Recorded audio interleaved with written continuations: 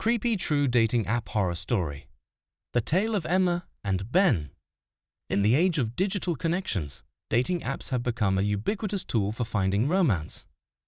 While many stories of love and friendship arise from these platforms, there are also darker tales that serve as cautionary reminders. One such story is that of Emma, a 28-year-old marketing professional from Chicago, and her unsettling experience with a man named Ben. Emma had been using dating apps on and off for a few years. Like many others, she had her fair share of awkward dates and brief flings, but nothing could have prepared her for what unfolded after she matched with Ben. Emma's story highlights the importance of vigilance and the potential dangers lurking behind the screen. The match. It was a chilly evening in November when Emma matched with Ben on a popular dating app. His profile seemed innocuous enough. He was a 32-year-old graphic designer with a love for hiking, photography, and trying out new restaurants. His pictures showed a handsome man with a warm smile, and his bio was well written, hinting at a sense of humor and intelligence that intrigued Emma. After exchanging a few messages, they moved their conversation to texting. Ben was charming, witty, and seemed genuinely interested in getting to know Emma. They talked about their favorite movies, their career aspirations, and shared anecdotes from their lives. Within a week, they had set up a date to meet in person at a trendy new cafe downtown. The first date. Emma arrived at the cafe feeling a mix of excitement and nervousness. Ben was already there, waiting at a corner table with a bouquet of flowers. He greeted her warmly, and their conversation flowed effortlessly. Emma felt a strong connection and was relieved that Ben seemed as genuine in person as he did online. After their coffee date, they decided to take a walk in a nearby park. The evening was perfect, and as they strolled through the park, Ben held Emma's hand and talked about his love for photography. He even took a few candid shots of Emma, making her laugh with his playful instructions. As the night came to an end, they hugged goodbye, and Emma felt hopeful about where things might lead. They continued texting and made plans for a second date. The second date and red flags. Their second date was a bit different. Ben suggested they go to a secluded spot he knew, a little-known hiking trail just outside the city. Emma, though slightly apprehensive, agreed, trusting the comfort she had felt on their first date. The hike started off well, but as they ventured deeper into the woods, Ben's behavior began to change. He became more possessive, holding Emma close and steering her away from other hikers. He also started asking intrusive questions about her past relationships and family, probing in a way that made Emma uncomfortable. When Emma suggested turning back, Ben's demeanor shifted. He seemed irritated and tried to convince her to keep going. Emma insisted, and reluctantly, he agreed.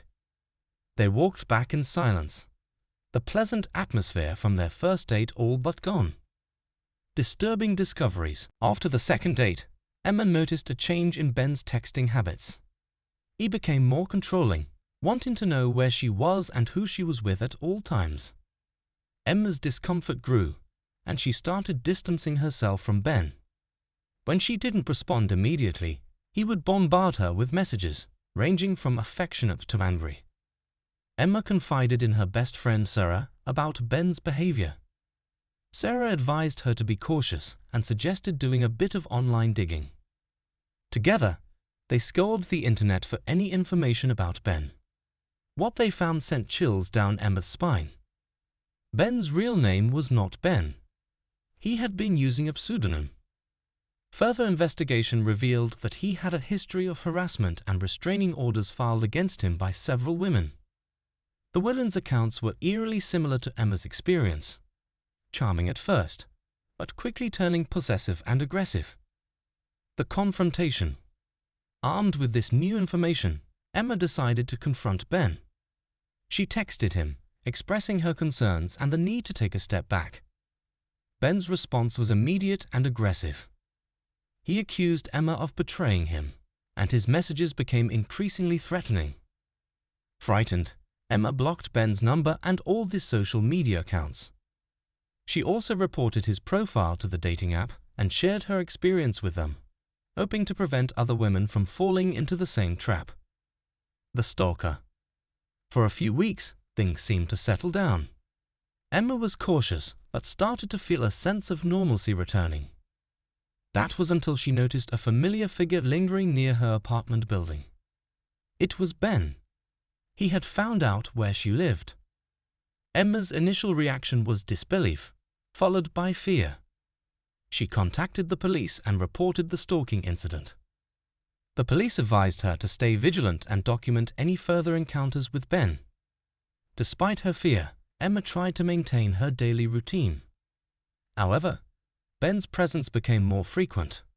He would appear outside her building, follow her to work, and even showed up at her favorite coffee shop.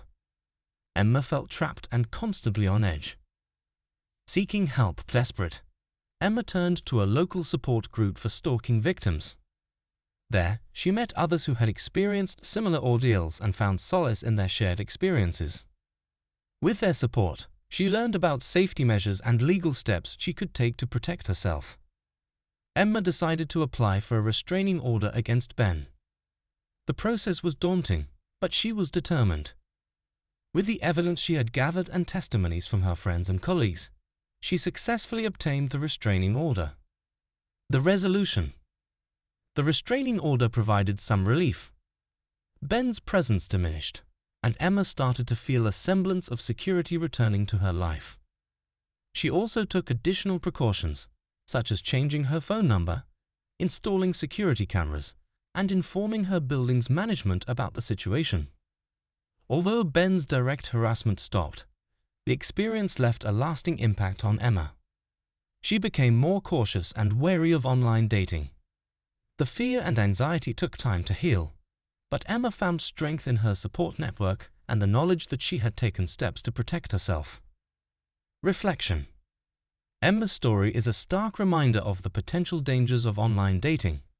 While many people find genuine connections through dating apps, it's crucial to stay vigilant and trust your instincts. Emma's experience underscores the importance of taking red flags seriously and seeking help when needed. In retrospect, Emma reflected on the lessons she learned. She now prioritizes meeting in public places, thoroughly researches potential matches, and maintains open communication with friends about her dating plans.